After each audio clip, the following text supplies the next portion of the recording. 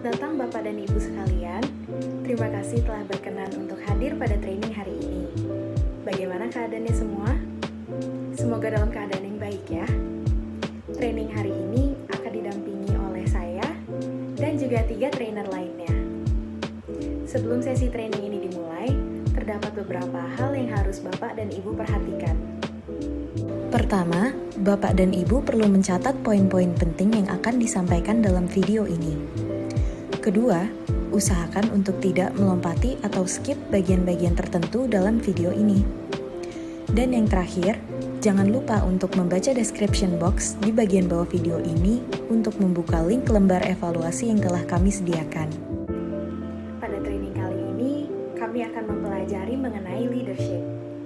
Berikut ini merupakan hal-hal yang akan kami bahas pada video ini. Yang pertama adalah definisi leadership. Kedua, manfaat leadership. Ketiga, cara menumbuhkan leadership dalam tim kelompok pekerjaan.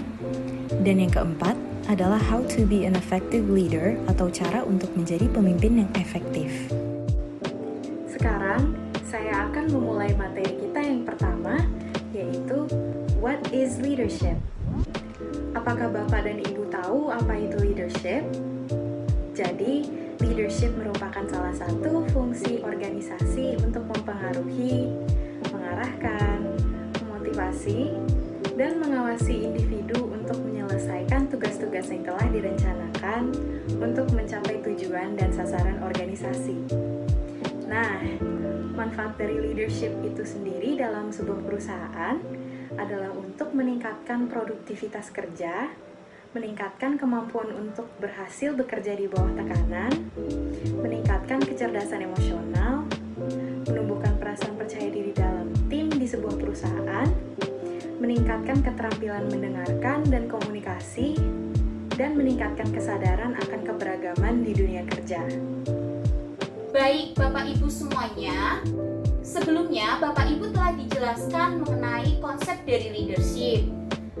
Nah, tapi bagaimana sih cara kita sebagai seorang supervisor untuk meningkatkan kemampuan leadership yang kita miliki? Nah, pada kesempatan kali ini, saya akan membagikan kepada Bapak Ibu semua mengenai cara-cara untuk meningkatkan kemampuan leadership yang dimiliki oleh Bapak Ibu semua.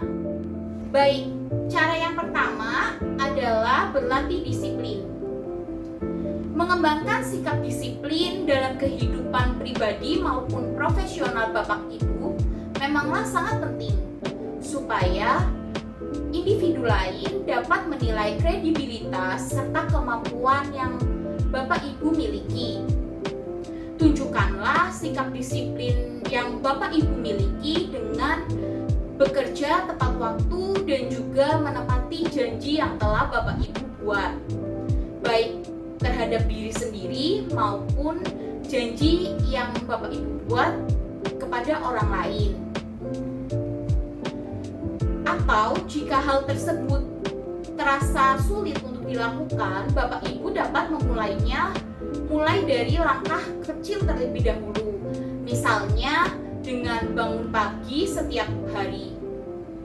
Cara yang kedua adalah menginspirasi orang lain.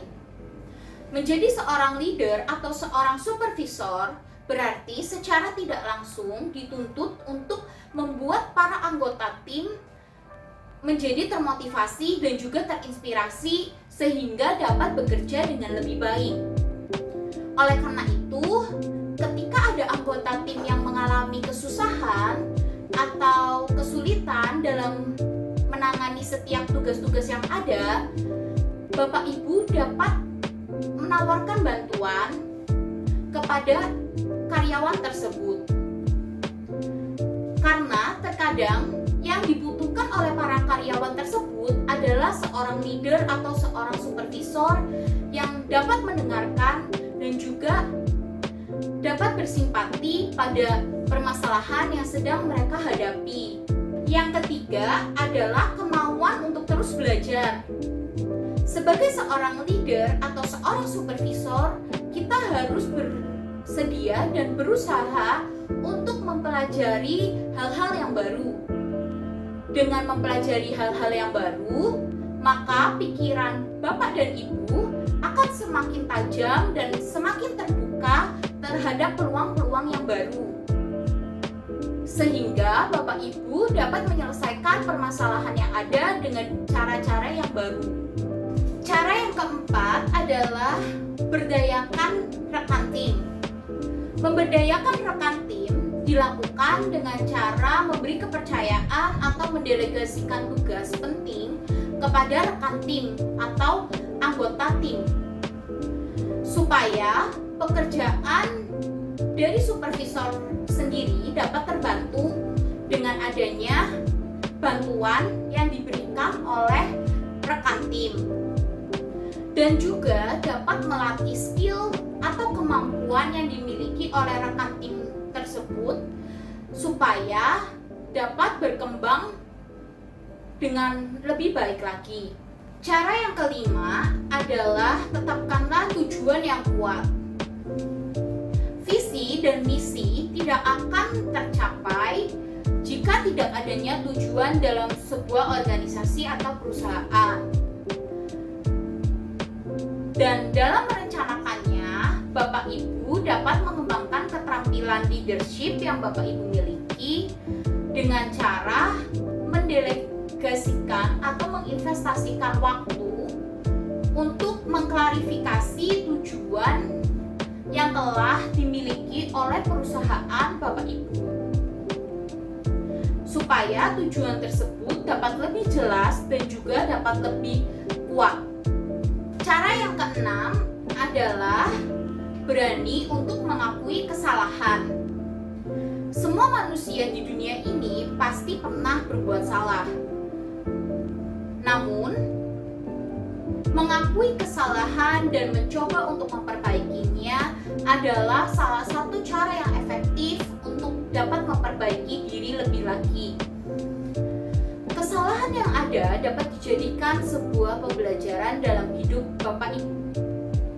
Sehingga sebagai seorang supervisor atau sebagai seorang leader dalam sebuah perusahaan, Bapak Ibu semuanya diharapkan berani untuk mengakui kesalahan yang telah Bapak Ibu perbuat. Dengan begitu, Bapak Ibu dapat lebih lagi memperbaiki diri Bapak Ibu semuanya. Berikut ini merupakan review materi yang pertama. Dalam menumbuhkan leadership, terdapat 6 cara. Yang pertama adalah berlatih disiplin. Yang kedua, menginspirasi individu lain. Ketiga, memiliki kemauan untuk terus belajar. Keempat, memberdayakan rekan tim. Kelima, menetapkan tujuan yang kuat. Dan yang keenam adalah berani untuk mengakui kesalahan.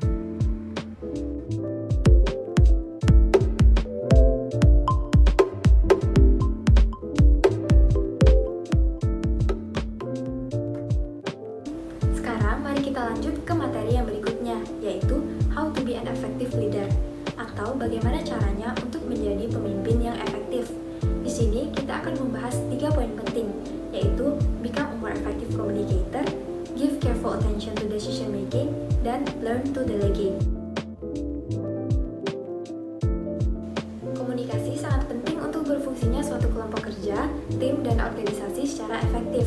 Semakin baik jalinan komunikasi yang terjadi antara pemimpin dan anggota timnya, maka semakin besar kemungkinan keduanya dapat bekerja sama dengan baik dalam menyelesaikan suatu tugas.